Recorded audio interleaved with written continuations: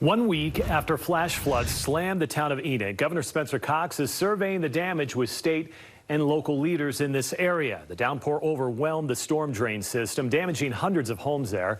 News specialist Matt RASCON has more now on what the governor is doing about it. Governor Cox says he's working on a disaster declaration for the state so he can secure that federal money, partly to help that town that was just overwhelmed by water. But this one looked different. It was bigger than the rest. In the moment, there was no stopping it. The rain dropped quickly and the basements and streets flooded. We were hoping it was about 100 homes and finding out it was 3 times that many.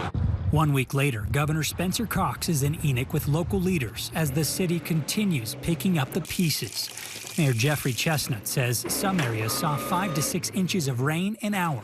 Frankly, the numbers we have are indicating it was off the charts at some points during the storm. After the last major flooding event in 2012, he says the city invested in a storm drain system. It's lasted years, but last week's rain was too much. There was a huge storm drain project that cost over $1 million, and that system was overwhelmed by this storm. CHESNUT says they're trying to work with the federal government to build detention basins on nearby BLM land to be better prepared for the next storm.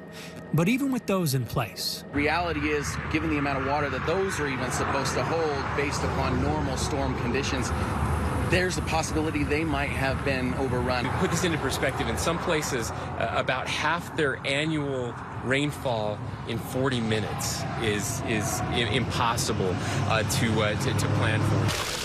As big as the storm was, the response has been just as impactful. Hundreds of volunteers putting in thousands of hours to help neighbors. By the time the last raindrops from that storm had hit, people were here and people were making a difference, and it's been just overwhelming to see. The city estimates people have removed 50 tons of damaged items from homes, and it's been a struggle for homeowners to find new material to fix their basements. Matt RASCON, KSL 5 News. Matt,